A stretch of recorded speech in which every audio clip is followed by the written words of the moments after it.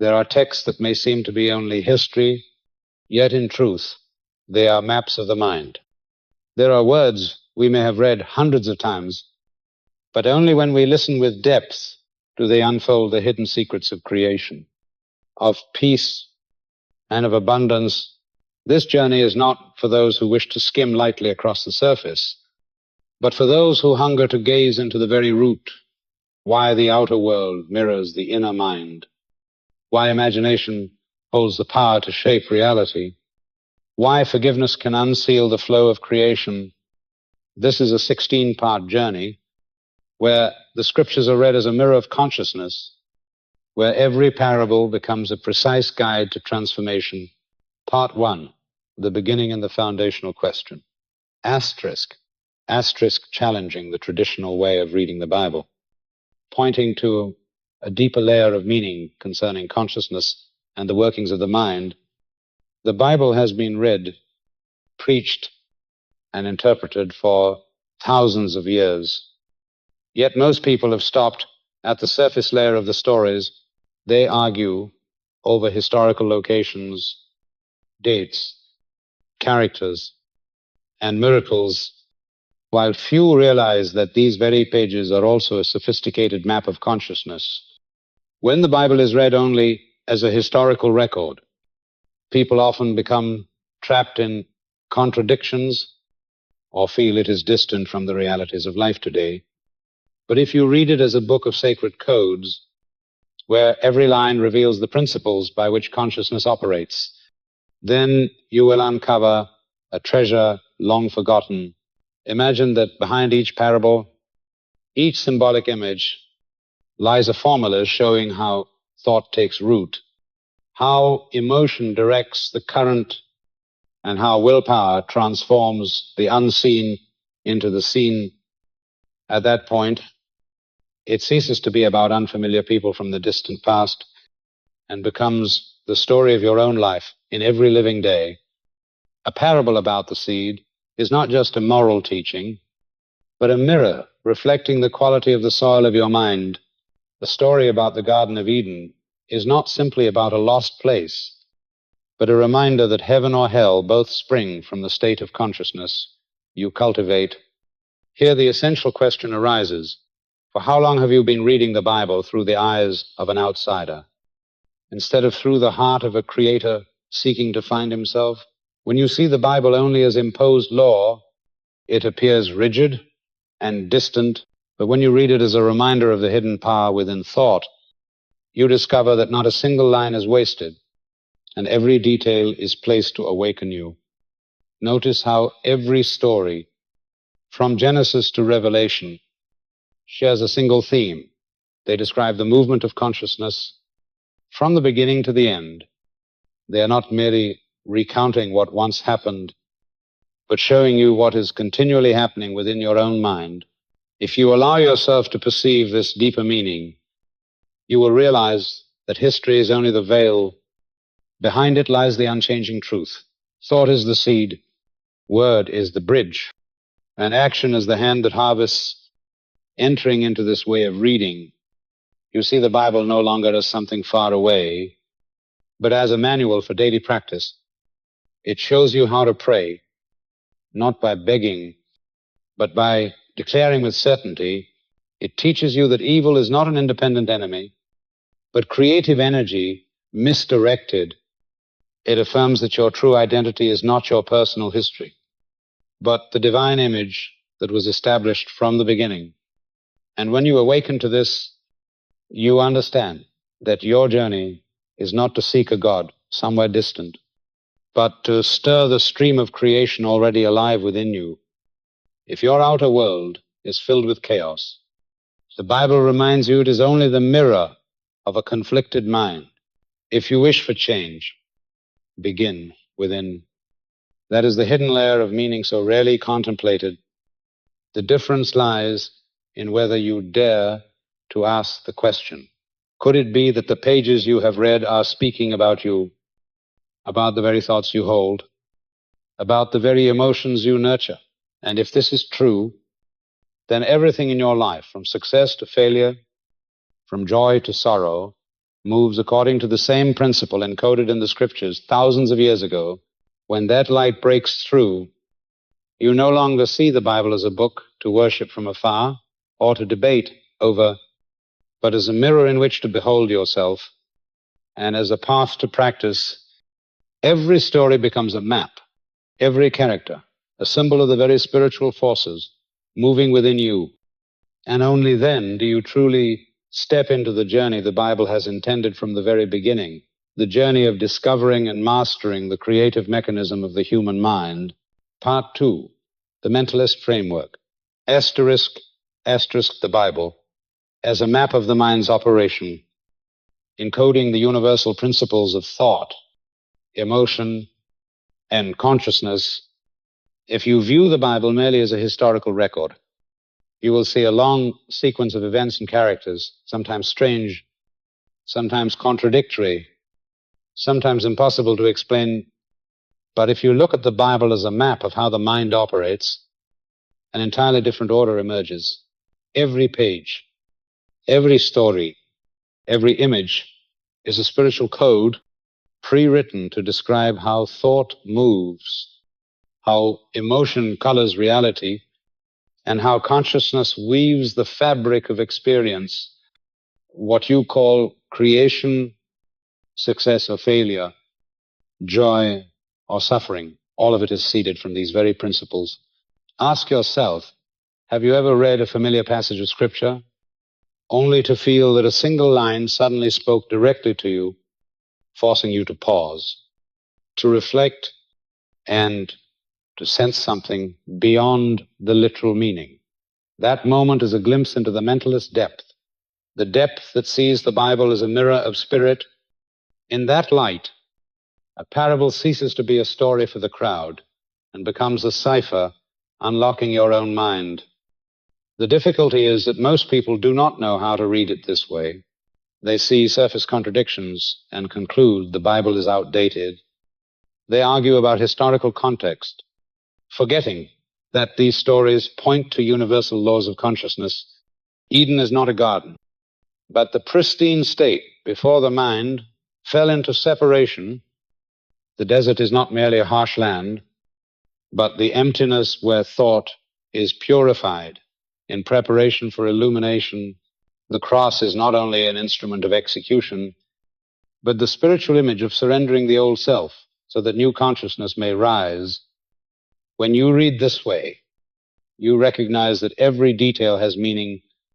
The events of Scripture become symbols of the inner journey every soul must pass through. The confusion of Israel in the wilderness is your own disorientation. When you abandon old habits, David's battle with Goliath is your inner struggle between faith and fear. When you approach the Bible as a map of the mind's operation, you see that every circumstance in your life is but a reflection. The way you think, the way you feel, the way you believe, these are the soil, the water, and the light that nourish the seeds of your experience. And the Bible teaches that whatever seed is planted, the corresponding harvest will come neither late nor mistaken. Pause for a moment, and let me ask you, have you ever noticed a time in your life when the thoughts you repeated silently became the very circumstances outside of you? Do you remember a time when you worried endlessly about something and it unfolded exactly as you had imagined? And conversely, do you recall when you held steadfast to a good outcome, believed in it with certainty, and the result arrived sooner than expected? If you have lived such moments, then know this: you have witnessed the map of the mind in action, and you are already on the right path. Thank you for sitting here, listening, and being honest with yourself in this moment.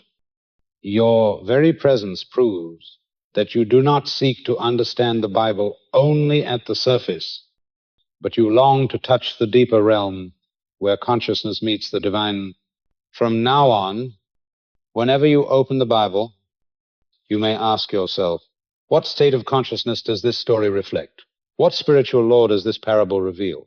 What force within me does this character symbolize? When you do so, the Bible is no longer distant, but becomes a mirror and a guide showing you the way forward on your spiritual journey. Part 3. Literal versus symbolic *** Eden as a state of consciousness. Parables as subtle psychological instruction. Reading symbolically to observe, to understand, and to transform the self. When people read the Bible literally, they often become entangled in endless debates. They ask where Eden is on the map, what kind of creature the serpent was, or whether the forbidden fruit truly existed. No matter how much effort is spent on such questions, the answers never satisfy. But when you step into a symbolic reading, every detail suddenly becomes clear and consistent. The Garden of Eden is not a lost territory, but the primal state of consciousness when the mind was still whole in its connection to Source. The serpent is the image of distraction, of the doubting thought that slips in. The forbidden fruit is not something hanging from a tree, but the experience of the mind when it chooses illusion over truth. Seen symbolically, you realize that the story of Eden is still unfolding every day. Each time you doubt your inherent abundance, you are biting into the forbidden fruit. Each time you are carried away by the whisper of fear, you are listening to the serpent, and the result is that you cast yourself out of that primordial peace into the wilderness of anxiety and division. This is not a historical event, long finished, but a psychological process repeating again and again. In the same way, the parables of Jesus are not merely moral tales for farmers, fishermen, or merchants of long ago. Each parable is a spiritual formula. The sower is consciousness planting seeds of thought. The Good Samaritan is the image of love rising above prejudice and judgment. The prodigal son is the symbol of the wandering mind that seeks fulfillment outside and then returns to its inner source. Read in this way, the Bible no longer appears contradictory, but emerges as a consistent map tracing the journey of the mind from separation back to unity. Every character becomes a spiritual principle. Every scene becomes a state of consciousness, and you are the one living them all. The essential key is observation. When you read literally, you look outward and ask, what happened? But when you read symbolically, you turn inward and ask, what is happening in my consciousness? That question opens the door to transformation. You no longer seek to prove the truth of the text, but to discover the truth within yourself. A parable becomes a mirror in which you clearly see your habits, beliefs, fears, and desires. And by recognizing them, you are given the chance to change. Transformation does not begin with altering outer circumstances, but with changing the way you read, the way you see. For the images in Scripture are only the outer shell. The power lies in the symbols they carry. Read literally. You may be trapped in endless argument. Read symbolically. You step directly into the essence, where the Bible becomes a handbook for observing the mind, understanding the mechanism of spirit, and learning to return to wholeness. Part 4, the creative pattern. *** Genesis, and in the beginning was the Word. Describe the process by which an idea becomes reality. Conception, focus, declaration, action, manifestation. When the Bible opens with the words, in the beginning was the Word, this is not merely poetic language of religion, but the eternal formula of all creation. The Word is the initial idea, the seed that arises in the silence of consciousness. Before any form appears, there is always the faint spark of thought, the first glimmer of an idea, like a seed unseen, yet already carrying the full potential of a forest. Next, the idea must be nourished by focus. A thought left unfed by attention dissolves like mist, but a thought watered with faith and emotion grows strong.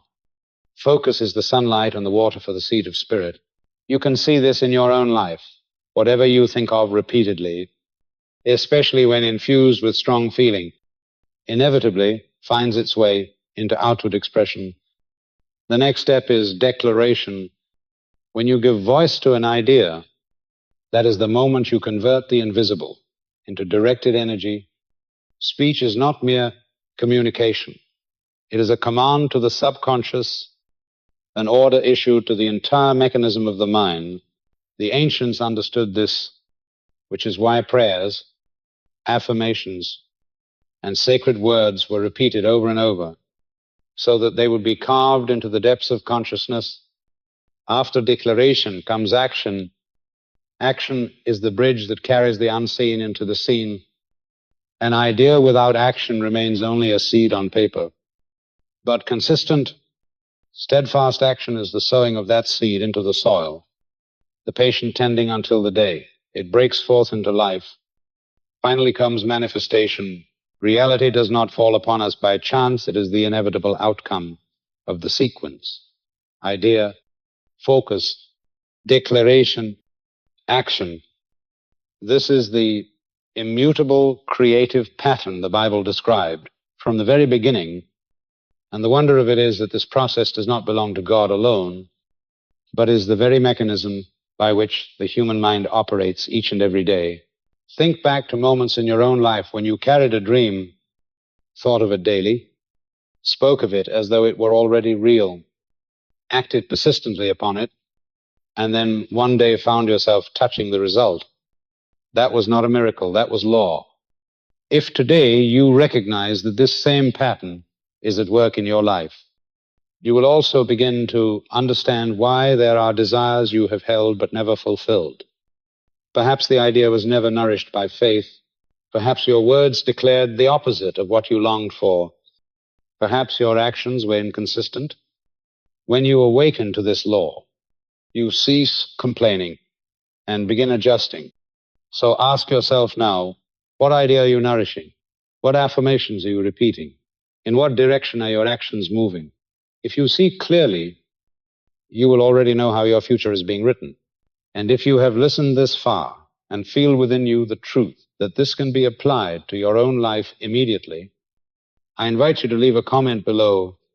Simply write, "I am ready to change," or type the number 1 so that I know you are here, you are listening, and you are stepping into this journey with me. Thank you for your sincere presence. For every time you dare to affirm, you begin a new cycle of creation within your own mind. Part 5, the spiritual law of cause and effect. Asterisk, asterisk, the outer world reflects the inner world. The principles operate with the same consistency as gravity, applying to every area of life. Everything unfolding around you is not random, nor is it a chain of scattered events brought about by luck. The outer world is always a precise mirror of the inner world. Every thought you cultivate, every emotion you allow, every belief you cling to, all combine to shape the very circumstances in which you live. This is not vague philosophy, but a spiritual law as certain as the law of gravity. When a stone falls from a height, it does not need your belief in order to fall. Likewise, when a thought is sown into the subconscious and nourished by emotion, it does not require your belief to blossom into circumstance. Look closely, and you will see the repetition. A person who constantly complains of lack seems ever more surrounded by financial struggle. One who lives in fear of sickness is often unwell, even when medicine cannot fully explain the cause. One who continually entertains thoughts of betrayal finds relationship after relationship broken. On the other hand, one who believes in abundance and lives with gratitude finds new opportunities continually opening. One who steadfastly holds the image of health recovers quickly, even from grave illness. One who trusts in love attracts relationships that are warm and whole. All these point to one unchanging principle. Outer conditions do not arise from outside, but are the direct result of causes within. If you sow apple seeds, you cannot reap wheat. If you sow worry, You cannot reap peace if you sow doubt. You cannot reap faith. This is not punishment. It is simply faithful reflection. Spiritual law shows no favoritism. It does not excuse the negative fruits of your mind because you are kind, nor does it withhold good results because of past mistakes. It operates with the precision of mathematics without bias, without error, without exception. When you understand this, you stop searching for causes in the outside world. You no longer blame others, fate, or circumstance.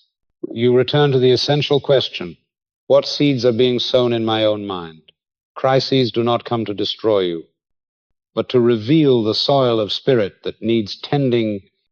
A failure may reveal a limiting belief that has held you back. A broken relationship may expose emotional patterns still unhealed. A lingering illness may reveal weariness, anxiety, or resentment that has long been stored within. The beauty of this law is that you are never its victim. Because if the outer world reflects the inner, then the power of change lies in your own hands.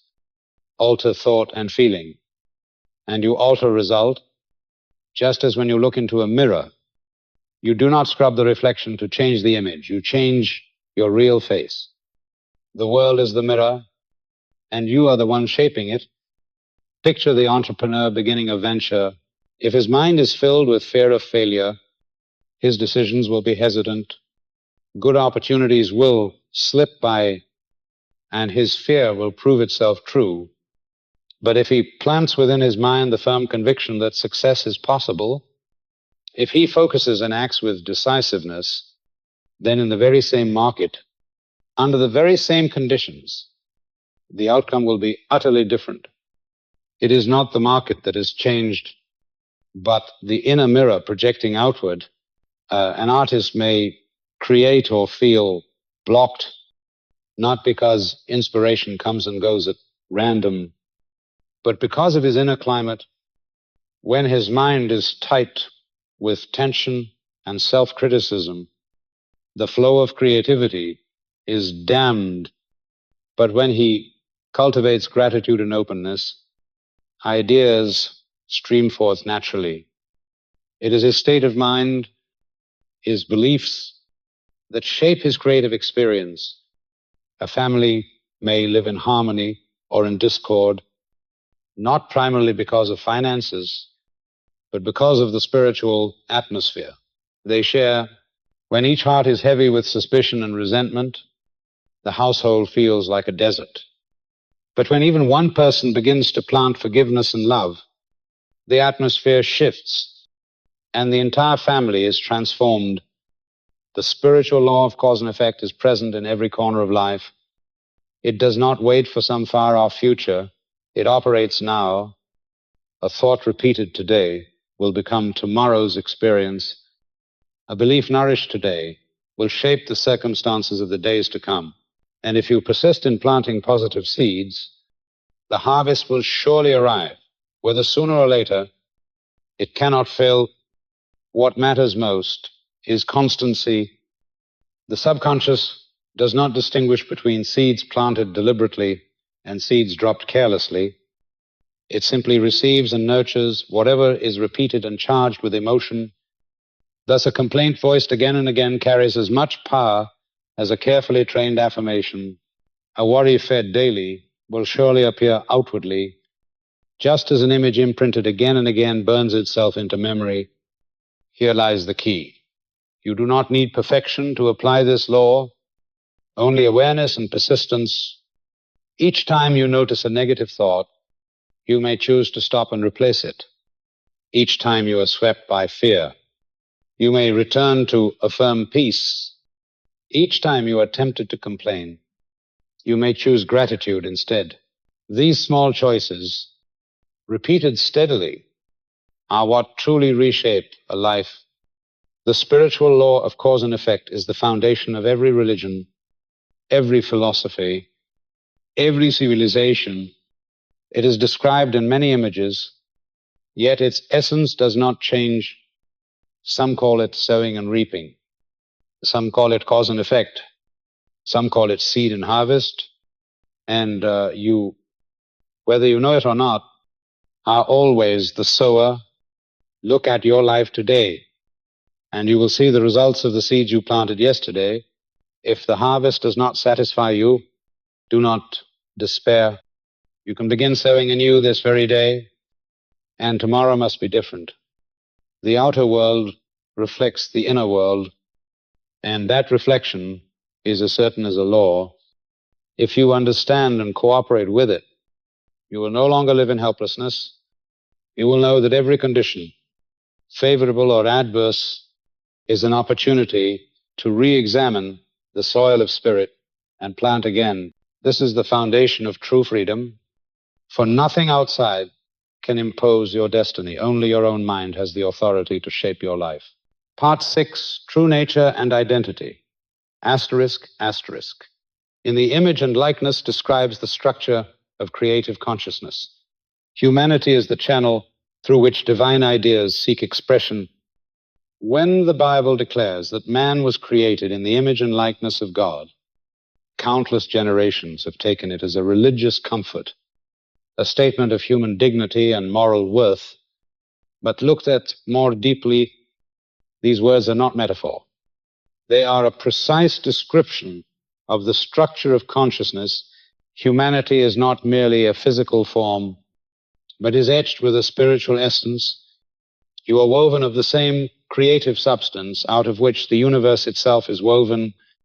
This means within you already resides the power to imagine, to create, to declare, and to manifest. Your true nature is not your profession, your circumstances, your memories, or your titles. Those are shifting garments that change with time. Your true identity is creative consciousness, always at work, whether you recognize it or not. You are the channel through which divine ideas enter the world. Every time you conceive a noble thought, every time you feel the impulse to do what is right, every time you allow faith and love to guide your action, it is in that moment that the divine idea seeks to manifest through you. When you grasp this, you begin to see that your life is not random. The division between the secular and the sacred is not as you once thought. Every thought is part of creation. Every word you speak shapes reality. Every action you take is a step from the invisible into the visible. Thus, when you declare yourself weak, when you claim limits for yourself, you are using creative power to build a prison of the mind. But when you awaken to your true identity, you see that you are not a small, fragile individual. You are the reflection of infinite life itself. Your true nature is not bound by the past. It is not defined by failure, nor limited by success. What you have experienced is only the surface waves on the ocean. Beneath them, the sea of consciousness remains whole. When you return to that center, you rediscover a wellspring that cannot run dry. This is the moment you touch what the sages call the inner voice. This is times the power of voice within, times not just a sound you hear, but a space to which you return. It is not merely the sound of counsel, but the inner sanctuary that reminds you who you are. That voice never shouts. It does not clamor amid the noise of ambition and fear. It whispers with certainty. It arises when you are still, when you peel away the disguise of ego and come back to source. There you find your true nature, and from there, you are not a beggar, but a co-creator. Consider the affirmations you habitually use in daily life. Each time you say, I am tired, I am powerless, I cannot. You are not merely speaking words, you are issuing commands to your subconscious, and it will faithfully obey. But if you shift and say, I am strong, I am at peace, I am clear, those commands will also take root, weaving new circumstances. This is not magic. It is the natural mechanism of consciousness That is why every time you use the words I am, you are affirming your true identity. If you identify yourself with failure, you will construct more failure. If you identify with creative power, you will open the way for fitting results. This awareness delivers you from the habit of blame. You cease to see yourself as victim and recognize yourself as cause. Every experience in life is no longer random, but evidence of where you have given power to belief and emotion. As you alter your consciousness of self, the outer reflection shifts instantly. This truth is visible in every realm. A sick person who sees himself only as a frail body grows weaker, but if he begins to affirm that within him flows the endless stream of life, that his true essence is health and restoration, the body responds and healing unfolds. A poor man who believes himself bound by fate finds every opportunity closed. But if he affirms that he is a channel of abundance, that prosperity already lies within the structure of consciousness, then creativity opens doors and resources are drawn to him. One wounded in love who clings to the identity of victim will continue to attract pain. But if he shifts his awareness to the truth that his essence is love, the capacity to give and receive affection, relationships change accordingly. True identity can never be harmed. Only the temporary coverings, the social roles, the remembered stories bear marks. You may wear many names, many titles, many relationships, but behind them all, you are creative consciousness, the reflection of infinite wisdom. You are like a ray of light from the sun.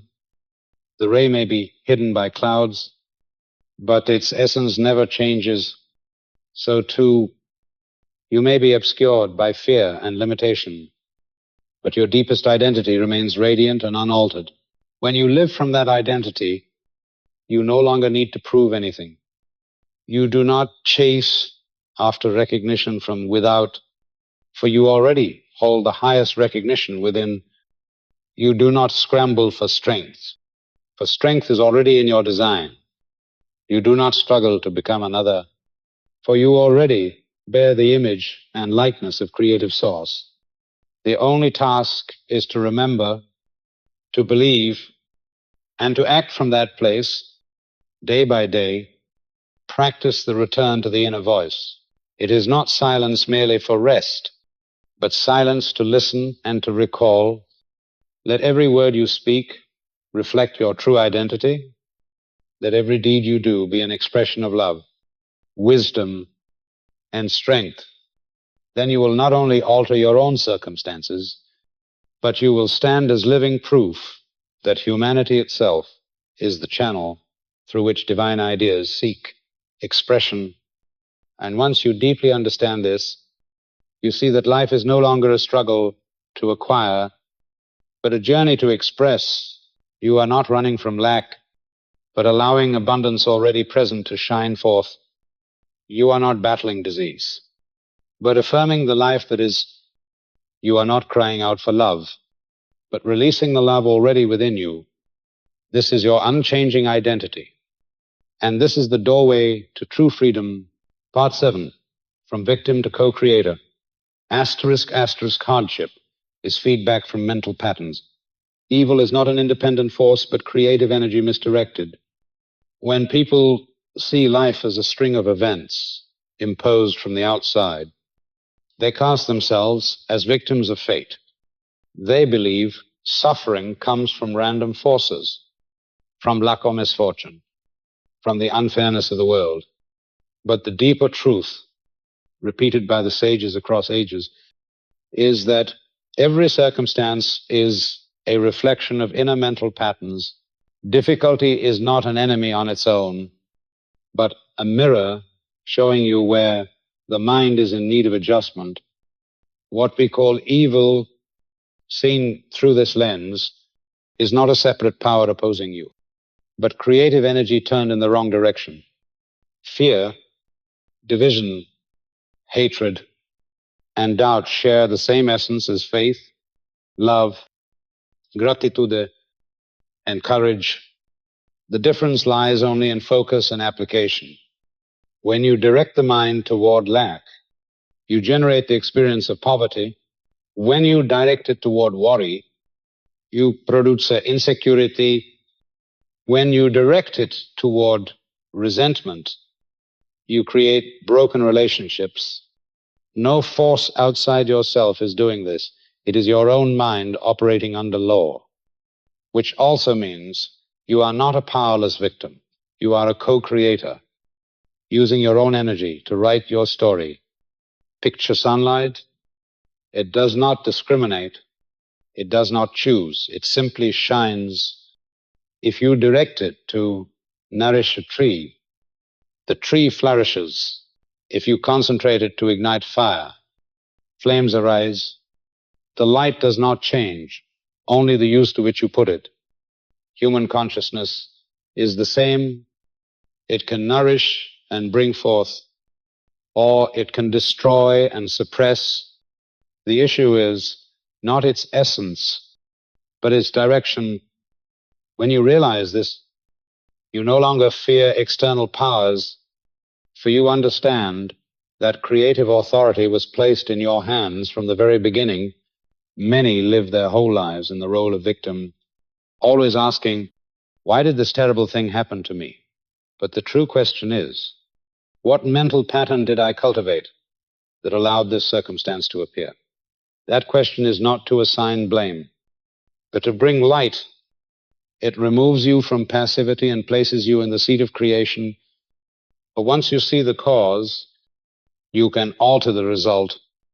No calamity is random. All is the feedback of spiritual energy sown. This is not condemnation, it is invitation. If you can create suffering, you can create peace. If you can create limitation, you can create freedom. The same stream of energy, misdirected, becomes evil. Directed rightly, it becomes good.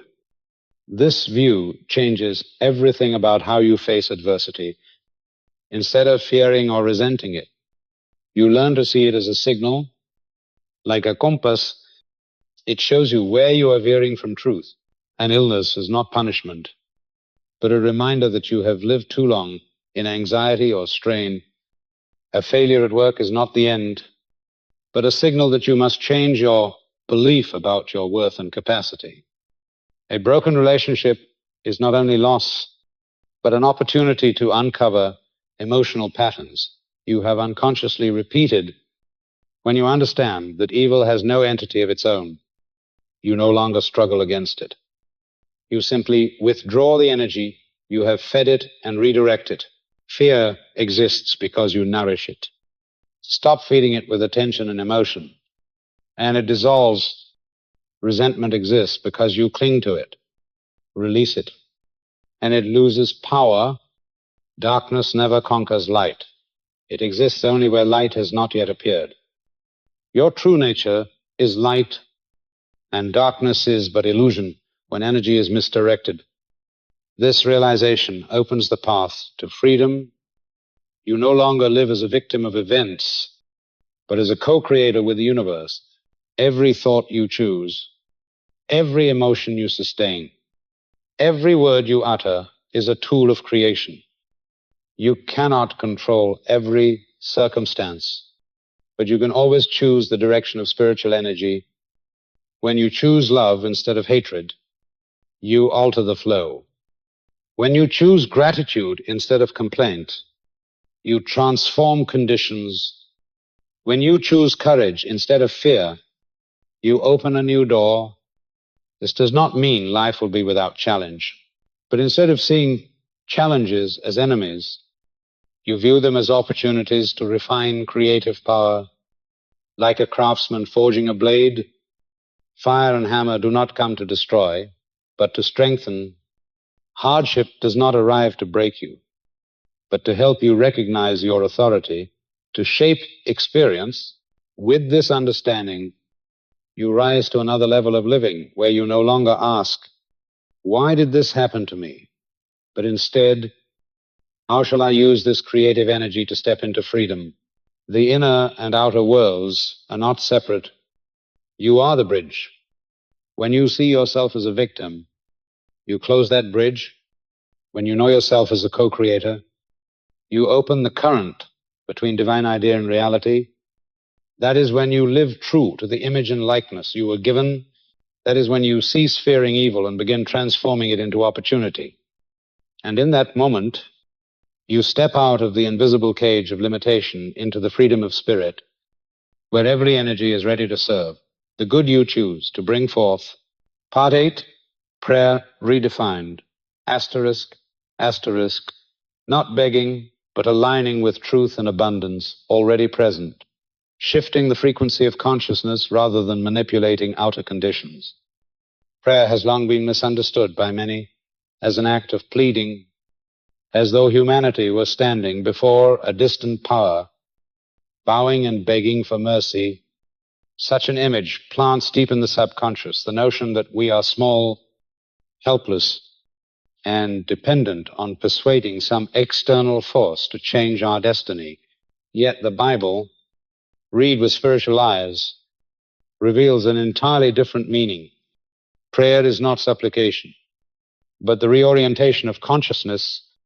It is not the attempt to alter outer conditions, but the act of changing inner frequency to harmonize with truth already in existence.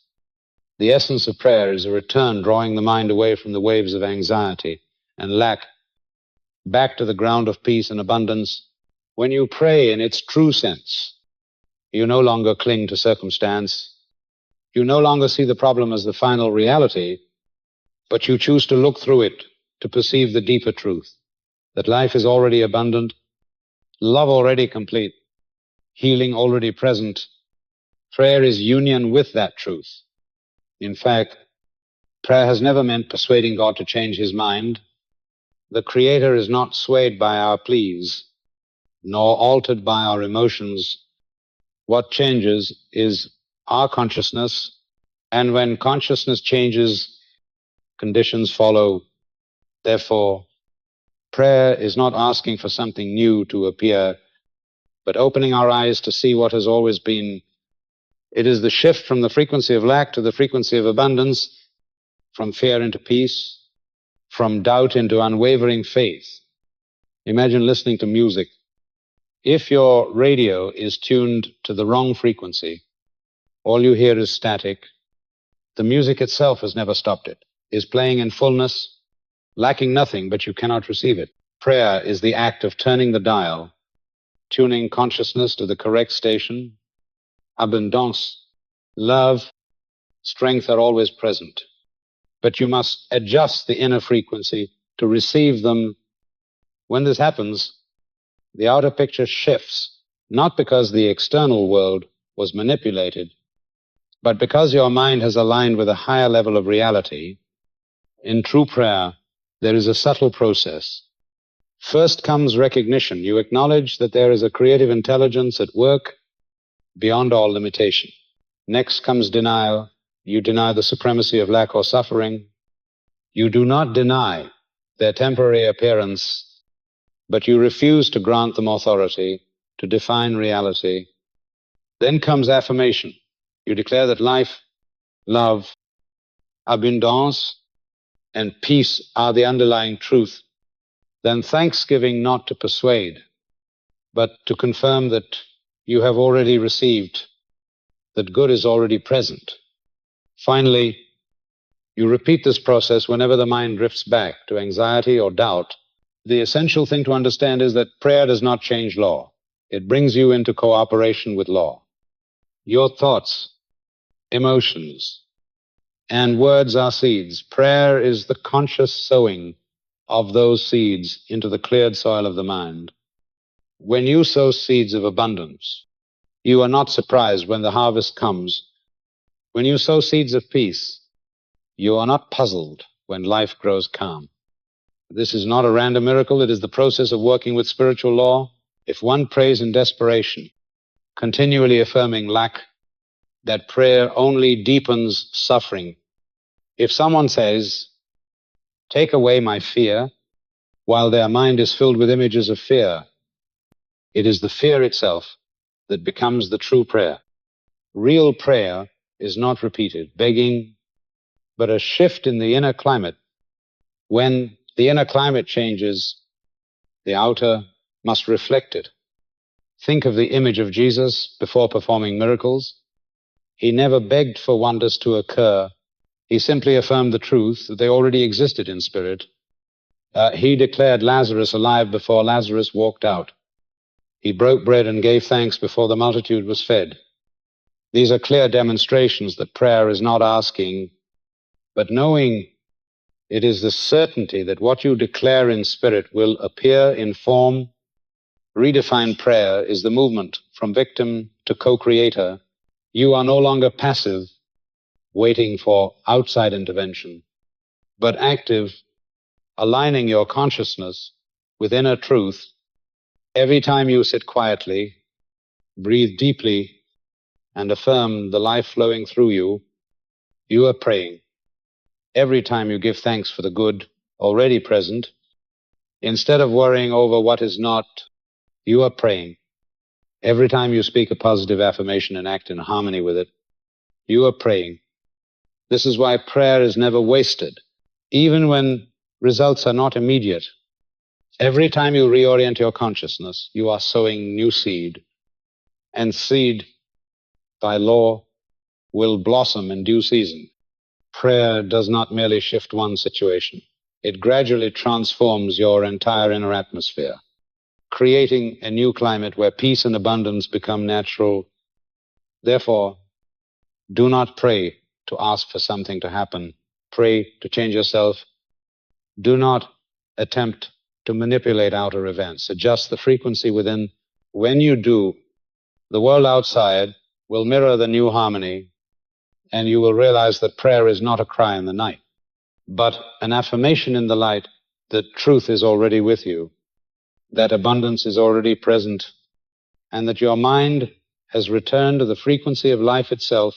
Part 9, the core practice process. Asterisk, asterisk, withdrawing ultimate authority from limitation, affirming creative intelligence, constructing the mental equivalent, practicing gratitude, and continually redirecting attention.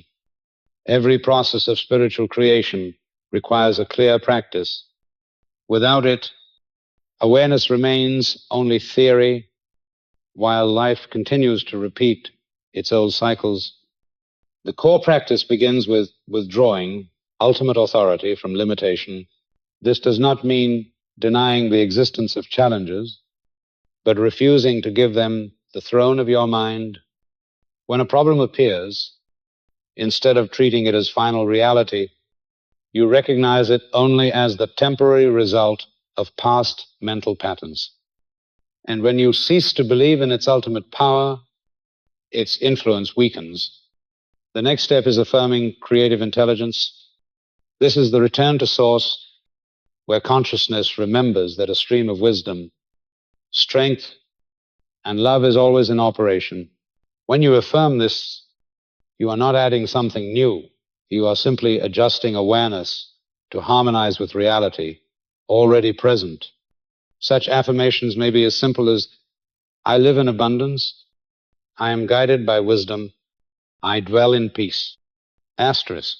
What matters is certainty and the feeling that accompanies it, for belief and emotion are the fuel of creation. Following this comes the step of building the mental equivalent, that is, creating a mental image corresponding to what you desire. The subconscious does not work with abstract words. It responds to images and emotions. If you seek health, build a vivid picture in the mind of a body vibrant and strong. Feel the joy of movement. See yourself full of energy. If you desire success, picture the scene of success as though already complete. Feel the confidence and gratitude in that very moment. When the image is vivid and the emotion deeply tied to it, the subconscious accepts it as reality and begins to manifest it outwardly. Alongside the image must come the practice of gratitude. Gratitude is not only a reaction after receiving good, it is the mental state that opens the door to abundance. When you are grateful, you acknowledge that good is already present, and in so doing you align consciousness with it. Gratitude shifts the inner frequency, carrying you from lack into fullness, from anxiety into trust. Each day, take time to recognize what you already have, however small: breath, sunlight, opportunities to learn. Each can become an anchor that ties the mind to abundance. Finally, the decisive factor is the continual redirection of attention. The mind has a habit of sliding back into worry, doubt, and old images. Thus, it is not enough to affirm or imagine once and leave it.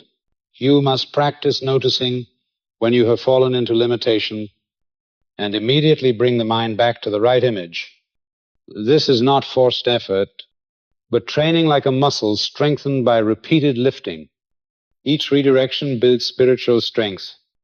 Over time, it becomes natural, and your mind begins to operate by default at a higher frequency. When all these elements combine, they form a complete circle of spiritual creation. Limitation is disempowered, truth is affirmed. The mental equivalent is built. Gratitude stabilizes the frequency, and redirection maintains continuity. This is not abstract theory, but a practice that can be applied to any circumstance. Whether you face challenges in work, in health, or in relationships, this process can be employed. And with persistence, you discover that change is no longer a vague hope, but the inevitable, natural result. Part 10, Sowing, Reaping, and the Parable of the Sower. Asterisk, asterisk. The mind is the soil. Ideas are the seeds. Good soil must be cleared of doubt, fear, and conflicting beliefs to yield an abundant harvest. The parable of the sower is one of the most profound keys to understanding the mechanism of the Spirit. The sower does not choose each seed. He simply scatters them. Some fall by the wayside and are eaten by birds. Some fall on rocky ground and spring up quickly, but wither for lack of root. Some fall among thorns and are choked. But those that fall on good soil multiply 100-fold. This is not merely agricultural imagery, but a psychological map of humanity. The mind is the soil, ideas are the seeds, and the quality of the soil determines the harvest. If your mind is full of doubt, then every good idea is like a seed falling by the roadside. It is stolen before it can take root, because an inner voice whispers, "This cannot happen. I am not worthy. It is too difficult." If your mind is shallow, you may burn bright for a moment with inspiration, but when challenge arrives, the idea withers for lack of rooted faith. If your mind is full of worry, resentment, or envy, those thorns will strangle the seed and prevent it from growing. But if your mind is cleansed, open, sustained by faith and gratitude, then any idea sown will flourish abundantly. Beyond expectation, the essence of the parable lies in this: all are given seeds, but not all possess good soil. Good soil does not come from outside. It comes from clearing the contradictions within. Doubt, fear, conflicting beliefs, these are the stones and thorns. As long as they remain, no idea can mature. This is why tending the soil of the mind is more important than hunting for new seeds. Good seed is always present. Creative intelligence is always flowing. The question is whether you have prepared the ground. This means you must observe the inner voice. You must notice when you are repeating words of denial. Every time you say, "I cannot," "I am not worthy," you are planting thorns and rocks in your soil. But when you affirm, "I am capable, I am guided, I am moving forward," you are clearing and cultivating the ground. This is why words and self-talk matter so profoundly. This is the power of voice. Within not just a voice you hear, but a space you return to, asterisk. It is not merely sound in the head, but the inner place where you cleanse, nourish, and reshape the climate of the spirit. The soil of the mind does not become good by chance. It requires training, just as a farmer weeds, tills, and waters daily. So must you practice removing limiting thoughts, nurturing faith, and keeping your mind supple and open with persistence.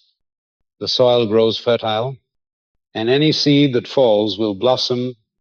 At that point, life no longer feels like a string of accidents, but like a consistent harvest. You begin to trust the process not because of doctrine, but because you see results in your own life. The parable of the sower was never meant to be a moral lecture. It is a practical spiritual tool. It reminds you not to waste your energy chasing new seeds, but to focus on becoming good soil. For when your mind is cleansed, steady, and full of faith, even the smallest seed can produce a great harvest. And this is the spiritual law of sowing and reaping, operating with unfailing precision. When you understand this, you learn how to adjust your life. Instead of asking, why do opportunities slip away? You ask, what thorns are in my mind? Instead of asking, why does inspiration fade? You ask, are the roots of my faith deep enough?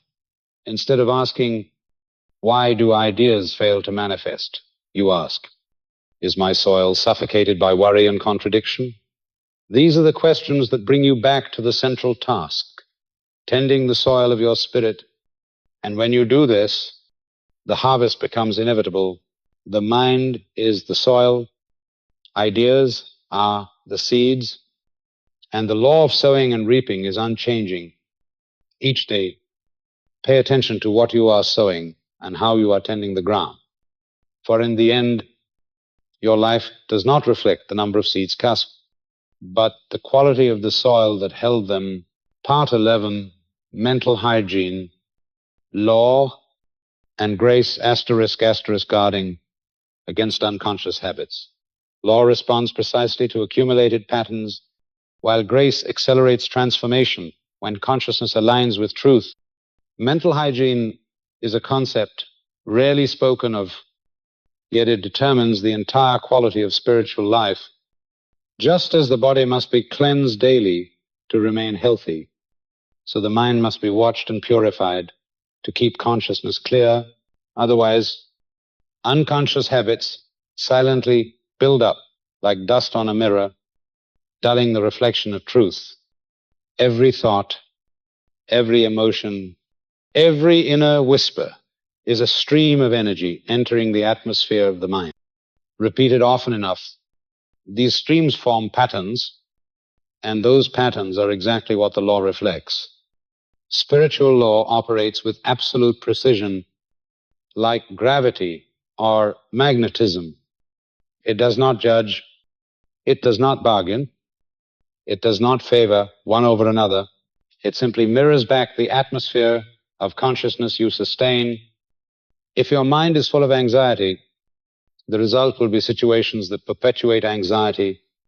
If your heart is steeped in fear, life will bring experiences that reinforce fear. If you nourish love, abundance, and confidence, doors open to match them. This is the principle of sowing and reaping. Carried out on the spiritual plane, no seed is ever lost. No habit fails to leave its imprint. No pattern fails to become experience. Yet, alongside law, there is another principle, one with liberating power, grace. If law responds exactly to what has been accumulated, then grace is the force that allows us to step out of the spiral of old patterns. Grace does not cancel law. It lifts it to a higher dimension.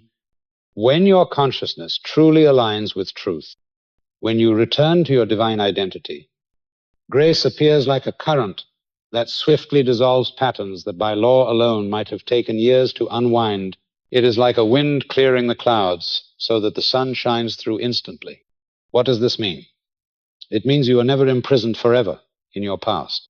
Even if you have lived years in worry, limitation, or resentment, the moment you truly return to truth, grace goes to work. It does not erase law, but it introduces acceleration, a shorter path, showing that healing, renewal, and transformation need not be as slow as you once believed. When the mind unites with truth, change can arrive in a moment. But for grace to flow, mental hygiene must be practiced daily. You must notice and stop unconscious habits as they arise, a fleeting thought of resentment, a self-denying phrase, a memory of sorrow replayed, all are seeds sown into the soil of spirit. If you do not guard them, they take root and shape your atmosphere. But if you catch and replace them at once, you cleanse the ground, keeping your energy field clear and ready for grace. Mental hygiene does not demand perfection. It asks for awareness. Each day, pay attention to how you speak to yourself, to the images you allow to remain, to the emotions coloring your heart. When you see negativity creeping in, there is no need for panic. Just pause gently and redirect.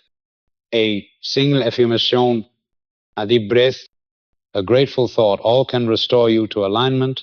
Law and grace always move together. Law shows you the results of what you have sustained.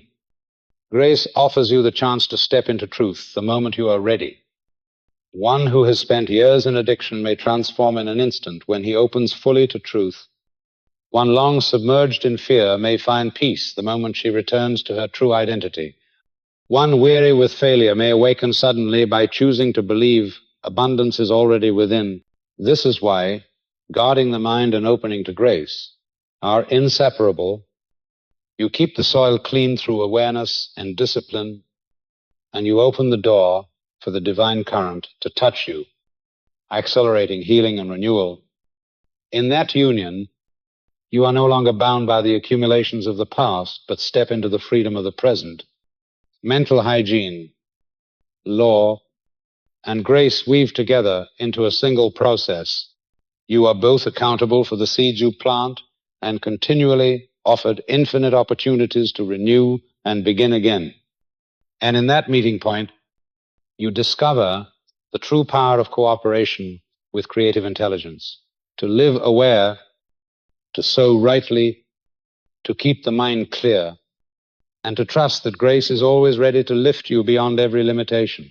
Part 12, Denial and Affirmation, asterisk, asterisk, not fighting evil and feeding it with fear, affirming order, peace, and abundance as the deeper reality of existence. Denial and affirmation are two spiritual instruments given to humanity from the very beginning, yet they are so often misunderstood. Denial does not mean pretending that challenges do not exist, nor does it mean covering your eyes to pain or negativity. It means refusing to grant them ultimate authority in your life. When you resist evil with fear, you unknowingly feed it with your own energy. But when you look directly at it, acknowledge it only as a passing illusion, and refuse to allow it the final word, you withdraw its source of power. In that moment, evil dissolves, just as darkness disappears when light is present. Affirmation, by contrast, is the conscious declaration of life's unchanging realities. When you affirm that peace is present, that divine order is at work, that abundance is the deeper reality, you are not creating something new. You are aligning yourself with truth already established. What you do is tune consciousness to the right frequency, and the outer world begins to reflect that truth. No struggle, no strain, only the certainty that truth holds ultimate authority. This is a subtle but decisive distinction. Many believe that to change conditions they must fight against difficulty, against fear, against lack, But the more they fight, the more entangled they become. Attention is energy, and whatever receives sustained attention grows stronger. Denial teaches you to withdraw that energy, to stop feeding the shadow. Affirmation shows you where to direct your energy into light, into peace, into abundance, into divine order. You can apply this even in the smallest situations. When worry arises, instead of wrestling with it, gently tell yourself, I refuse to believe that anxiety is the final truth. Asterisk, and then affirm, I live in peace. Peace surrounds me. Asterisk, when lack presses in, instead of chasing after it in fear, remind yourself, I refuse to believe that scarcity is the ultimate reality. Asterisk, and affirm, abundance is already within me and around me. Asterisk, repeat this, and you will discover that transformation does not come from external force, but from inner reorientation. In essence, denial and affirmation are not two separate acts, but two halves of the same process. Denial uproots illusion. Affirmation nurtures truth. One clears the soil, the other plants the seed. Together, they bring renewal to life. Now let me ask you, in recent days, what have you been feeding more in your mind? Fear or faith? Resentment or gratitude? Darkness or light? Be honest with yourself. For your answer reveals the kind of tree your inner soil is cultivating. Thank you for having the courage to face this question rather than avoid it. For only through honesty does true transformation begin. Remember, you do not need to fight to produce light. You need only stop feeding the darkness and then affirm the truth that has always been. This is the gentlest yet most powerful way to change your life. Denial and affirmation, practiced together, will restore you to your creative identity, where every limitation proves to be nothing more than a passing illusion. Part 13, the golden key. Asterisk, asterisk. Cutting off the supply to problems by fixing full attention on the attributes of divine intelligence until worry has no room to remain.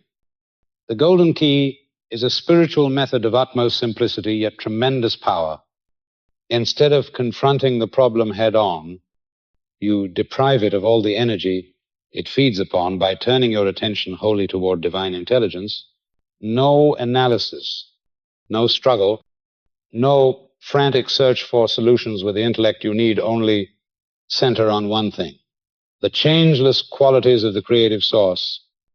Think of love, of order, of wisdom, of abundance, of healing strength. Let these qualities so fill your mind that anxiety, fear, and doubt find no place to stand. A problem endures only because it is nourished by attention and emotion. Each time you brood, analyze, or worry, you hand it more energy, but the golden key cuts off that supply. As you withdraw attention from the problem and place it upon the divine, the problem begins to weaken. It is like a flame, no longer fed with oil. Soon, it must extinguish itself. The marvel is that you need not resolve everything by your own effort. When the mind is no longer bound in anxiety, divine intelligence has space to move. Fresh ideas come, new doors open. Unexpected solutions appear often from directions you could never have imagined.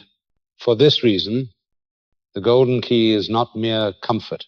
It is the gateway through which a higher order of creativity flows. The practice of the golden key is simple, but it requires steadfastness. Each time a problem rises in your thought, instead of letting it spin, you instantly redirect. I choose to think of the love of divine mind. I choose to think of its boundless abundance. I choose to think of its unfailing peace. Asterisk, hold consciousness fast to these qualities. At first, the mind will tug you back to the worry again and again, but do not be discouraged. Each return strengthens your loyalty to truth. Gradually, you discover that the mind grows calm. Tension evaporates. The problem loses its weight, and in that open space, good begins to appear. The golden key is like ceasing to fight with darkness and simply turning on the light. Darkness never needs to be conquered. It vanishes in the presence of light.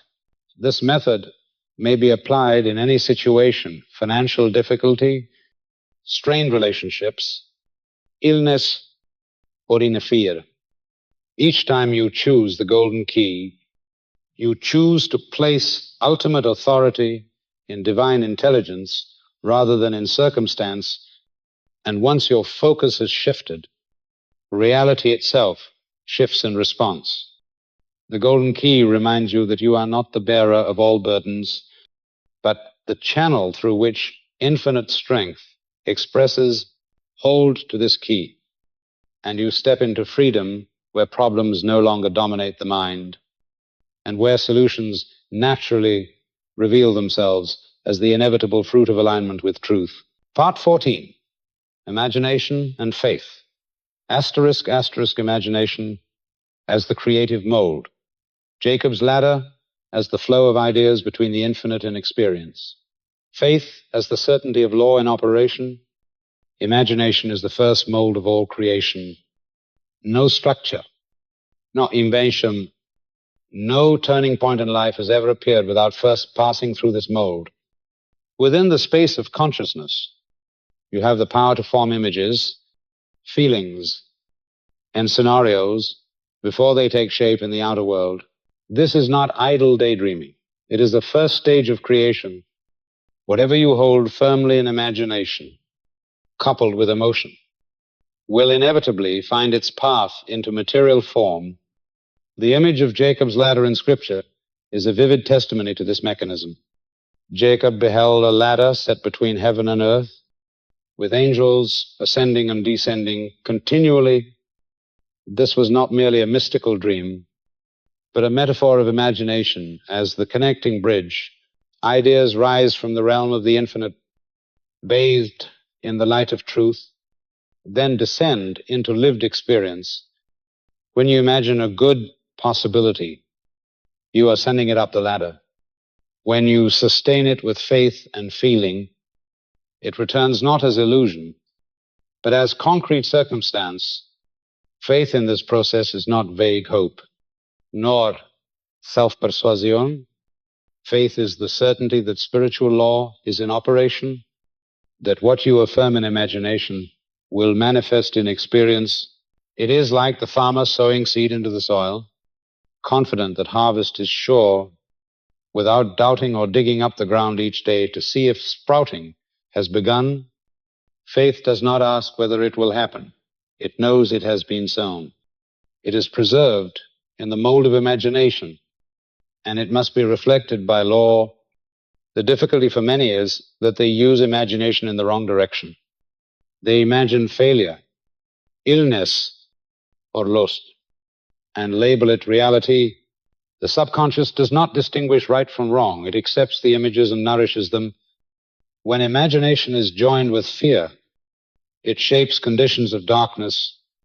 When imagination is joined with faith, it opens the way for abundance, health, and peace. Thus, the choice of what you place into imagination is the most important decision of life. Imagination and faith are also where you encounter the deepest voice within. This is the power of voice within, not just a voice you hear, but a space you return to. Asterisk. It is the inner sanctuary where images of light are engraved, where the certainty of faith becomes the atmosphere of mind. Each time you return to that space, you are stepping upon Jacob's ladder, joining the infinite with the finite, letting divine ideas find their way into reality. The truth is, you are always imagining, whether consciously or not. Every worry is an imagined picture. Every dream of longing is an imagined picture. The question is never times do you imagine. Asterisks, but times. In which direction are you using imagination? Asterisk, when joined with faith, it becomes the guiding mold. When coupled with doubt, it becomes a prison. Remember, imagination knows no limit. It can stretch beyond the present, beyond circumstance, beyond memory. And faith is the key that transforms what you see in imagination into what you touch in life. When these two unite, you become the channel that joins the infinite and the finite, where every idea planted in mind blossoms in reality. In the sure and orderly working of spiritual law, Part 15, Forgiveness and the Clearing of the Channel. Asterisk, asterisk, forgiveness, including self-forgiveness, releases energy from the past, removes interference from the creative flow, applied to health, relationships, and finances, attuning to the still small voice within. Forgiveness is one of the most powerful keys for unblocking the creative stream, and yet it is often the one people resist most. Forgiveness does not mean agreeing with wrongdoing, nor does it mean forced forgetfulness. Forgiveness is the decision to withdraw the spiritual energy that has been bound to the past. Each time you hold on to resentment, you fasten your mind to old images, and the creative current cannot flow freely through a clogged channel. Forgiveness opens the way for new energy to enter. This is true not only in forgiving others, but also in forgiving yourself. Many are trapped not by what others have done, but by their own mistakes, decisions, or failures. They replay those images hundreds of times in their minds, imprisoning themselves in guilt. But you cannot seek healing while continually sowing imprisoning memories into your consciousness. Self-forgiveness is the act of laying down the burden so that creative energy can once again move unhindered. Forgiveness works like clearing a conduit. When water is blocked by debris, it cannot flow. When you release resentment, you remove the obstruction and allow the stream to run free. That is why forgiveness directly impacts health. A body bound by bitterness and regret deteriorates more quickly, for life energy is drained into old memories.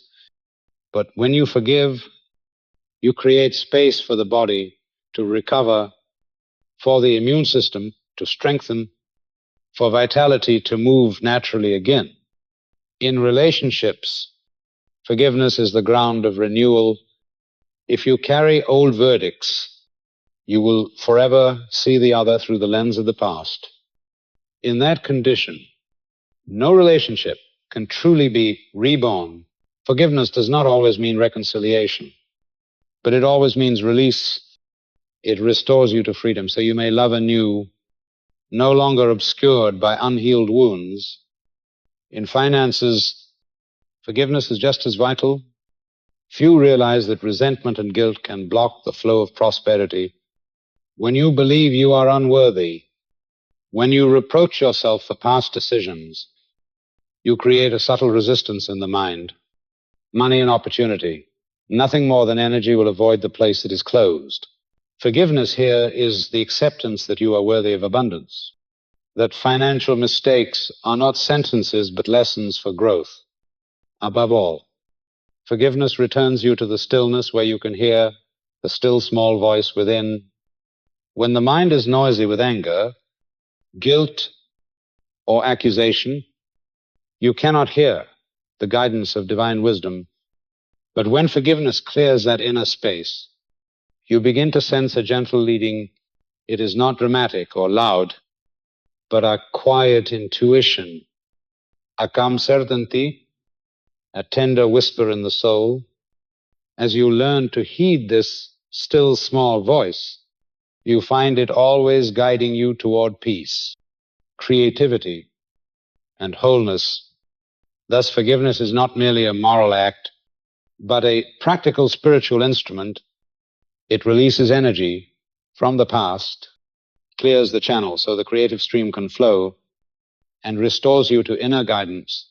Each act of forgiveness opens the way for life to move, for the body to heal, for relationships to be renewed, for prosperity to draw near, and for the soul to return to its own gentlest voice.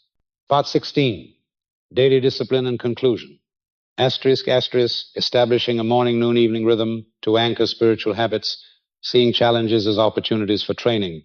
A note on metaphor versus dode. Science, summation and call to deliberate practice. Daily discipline is the bridge by which spiritual principles become the very breath of life. Without discipline, every realization fades like a passing thought. Without discipline, the mind slips back into old habits, and the harvest repeats itself as in years gone by.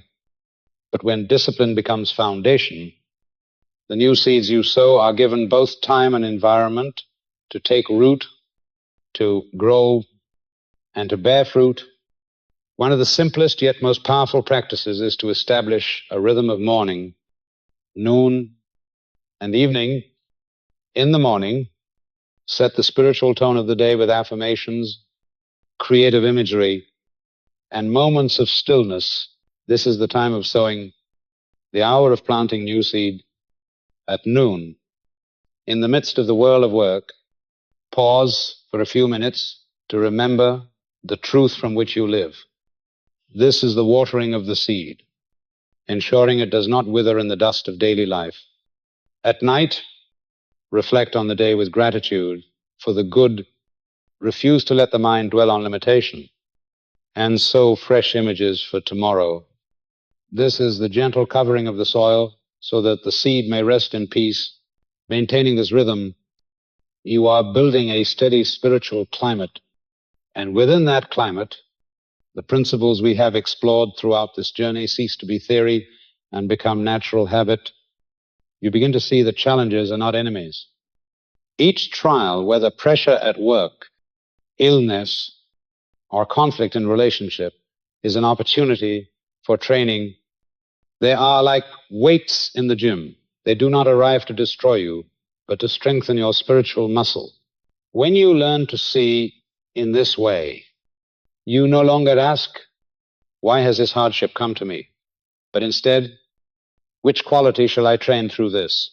Peace, patience, faith, gratitude, perseverance. Every difficulty becomes a classroom and an active student. Yet it must be remembered that everything we have uncovered, from the spiritual law of sowing and reaping, to imagination and faith, to forgiveness and prayer, speaks in metaphor and symbol. These are not experimental models of science, but maps of the inner life. Science has its own language for brain, hormones, nervous system, and behavior. Scripture and spiritual tradition use symbols to point to the same truths at a deeper level. When you read them as maps of consciousness, you are not denying science, but adding another dimension to self-understanding. This is the bridge between ancient wisdom and modern knowledge, between the depth of spirit and the clarity of empirical study. Finally, all knowledge becomes useless if not practiced with intention. You need not change your entire life in a single day. You need only persist in small, deliberate steps. One affirmation each morning, one pause of gratitude at midday, one moment of forgiveness before sleep, one redirection of thought when worry arises. These small acts, repeated again and again, shift the climate of the mind. And when the mental climate changes, the outer harvest changes with it. Everything you have heard, read, and pondered here is not meant to be stored in memory, but woven into rhythm of life. From this day forward, you may choose to walk as a co-creator, knowing that consciousness is soil, ideas are seeds, and spiritual law is the certain harvest. You may choose to live as one who has forgiven, releasing energy from the past, opening the channel for divine wisdom to flow unhindered. You may choose to walk with faith, with creative imagination, with the affirmation that peace and abundance are already here. The end of this journey is not a final period, but an invitation to return to your inner strength, to sow rightly, and to maintain discipline so that your seeds may mature. For spiritual law is always at work, whether you are conscious of it or not. The only question is what you choose to plant and how you tend the soil of your mind. If you sow love, gratitude, faith, and creativity, your harvest will reflect these exactly, and then you will know that every teaching, every symbol, every method has always pointed to one truth. You were created to create, to manifest, and to live fully in the divine stream that has forever been within you. After all, you have climbed each rung of the spiritual ladder, from recognizing the law of sowing and reaping to establishing daily discipline, from forgiving to clear the channel to imagination and faith as the foundation of creation. And now you see clearly no secret lies outside of you. The key has always been in your hand. It is awareness, it is choice, it is the power to redirect and to affirm truth. From this day on, stop searching for blessings from the outside and begin sowing rightly in the soil of your own mind. For when the inner life changes, the outer world has no choice but to reflect that change. Walk forward as a co-creator with discipline, with faith, and with gratitude, and let your life become the living testimony that spiritual law operates with unfailing precision